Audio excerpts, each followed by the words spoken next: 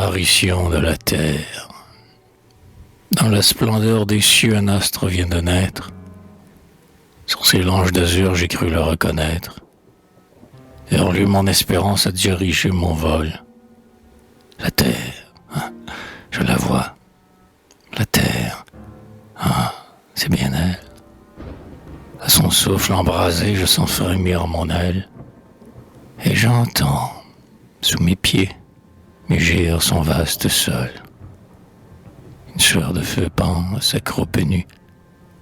Les éclairs sur son front crépitent dans la nuit. Ses flancs partoubés en fume de toutes parts.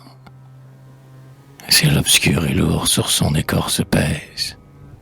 Et brisant les parvis de l'énorme fournaise, les éléments de tout dans les airs sont épars. Qui dira l'horreur des premiers jours du monde? La matière hurlant dans sa gaine inféconde, et soudain ruisselant sur le globe éventré.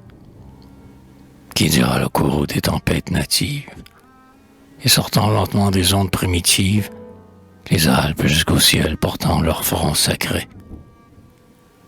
Qui dira, dans la nuit sans fin des origines, les révolutions amassant leurs ruines, les continents sombrés dans les gouffres amers? Qui dira la naissance des êtres, et comment l'homme évoque, en comptant ses ancêtres, l'infiniment petit qui rampe au fond des mers? En ces temps-là, les eaux enveloppaient la terre, à peine, çà et là, quelques rocs solitaires dressaient sur l'horizon sa tête de granit. Son pied ne baignait point dans un lit d'algues vertes. Du levant au couchant, les mers étaient désertes. Nul oiseau n'eût trouvé de quoi se faire un nid. Nulle voix, nul appel, nul cri d'homme ou de bête n'interrompait jamais l'horreur de la tempête. Nul être ne marchait sur le sol rare et nu. Nul atlas ne portait le ciel sur son épaule.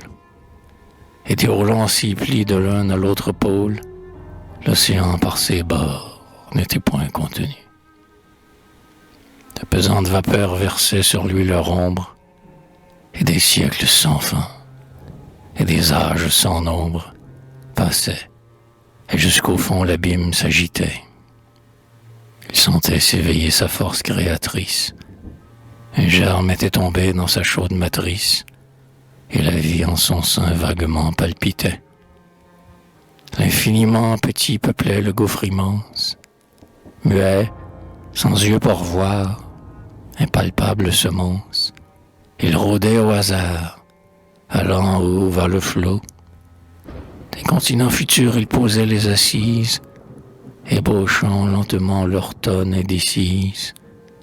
Le sol ferme après l'île, et l'île après l'îlot. Au sourd commencement de la vie de l'être, un monde tout entier d'un atome va naître.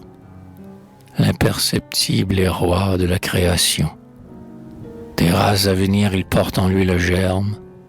Il est l'anneau premier d'une chaîne sans terme, et chaque goutte d'eau roule cette ixion. Mais lui-même, quel vent l'a jeté sur la terre? Est-il l'obscur crachat de quelque obscur cratère? Est-il un don des cieux au monde à son éveil? Est-il né de la fange ainsi que l'eau des nues? A-t-il pris de l'éther les routes inconnues? Est-il un fils lointain d'un plus ancien soleil? Je ne sais. Ma raison chancelle et se récuse. J'ai peur qu'un vain désir d'expliquer ne m'abuse.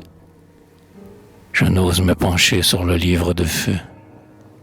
Nul n'a compris encore cette page suprême. C'est pour l'esprit de l'homme un trop rude problème. Pour en savoir le mot, il faudrait être Dieu.